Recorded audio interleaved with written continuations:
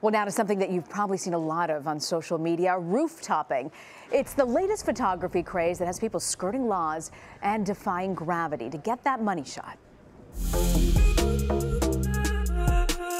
We all take pictures. So how do you set yourself apart? You can do it by taking a picture that literally no one else has the guts to get. That plus social media, the ability to push these images out all over the world, no need for a gallery, has created this new combination art contest and extreme sport called roofttopping. Oh! What's up? My name is Victor G. Thomas, Vic Invades, and I'm a 25-year-old Brooklyn NYC urban explorer. So Vic, he is a young man in Brooklyn who got into photography first and then realized that roofttopping was a way to break through as a photographer more rapidly than you would if you were just taking the traditional street scenes in New York. You go pretty high. Yeah, I go higher than everyone else, maybe like 900 feet or more. You know, I just watched a few videos of some kids climbing buildings in Shanghai, and I was like, let me see if I can replicate that. Didn't the video say, do not try this at home? It said that, but I mean, I'm not at home, I'm outside, you know, so I just took it into my own hands. He is an exceedingly cool fellow, but he's not quite yet in the upper echelon of roofttopping. So do you do it for art? Yeah, mostly for art, yes. I get adrenaline from it, but I get more adrenaline from editing my shots. I do, I know. I don't know why. For some reason, I get a bigger rush from actually sitting down at my laptop and actually editing the shots and looking at what I did, because I always say to myself, damn, I did that. If you hear Vic talk about roofing, he says, I trust a building is man-made, it's not gonna break. Nature, a rock, might break. I in fact think the reverse. I would never climb a building because I would be afraid that the next brick I put my hand on is gonna break away. You wanna make a name for yourself, well, you've gotta do something no one has done before, you've gotta go further than anyone's gone before, and that's where it gets really dangerous, frankly. My son Christopher, he was an amazing young man. He had a lot of courage. I remember telling him, you know, Christopher, a lot of these rooftops, these facades, these ledges, no one has been on them for years.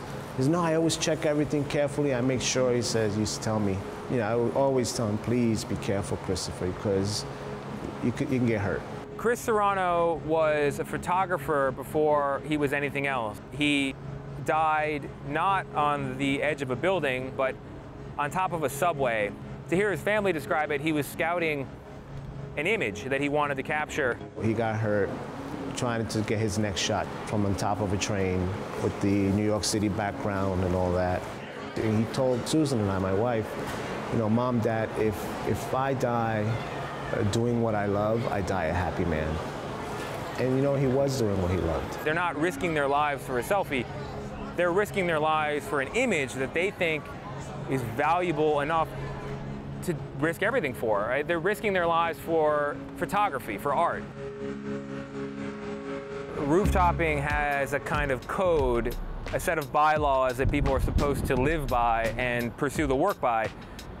And if you believe them, no one is breaking any locks. No one is damaging any building that they're on. So if you get up there and there's a locked door between you and leave the it roof. alone, leave the locked door alone. Really? Leave it, I'm serious, I leave it. That's what I do, I leave it. Even if behind that locked door is the most amazing view you've ever seen? Can't do it, man, that's not, I don't like to, I just like to go when it's open.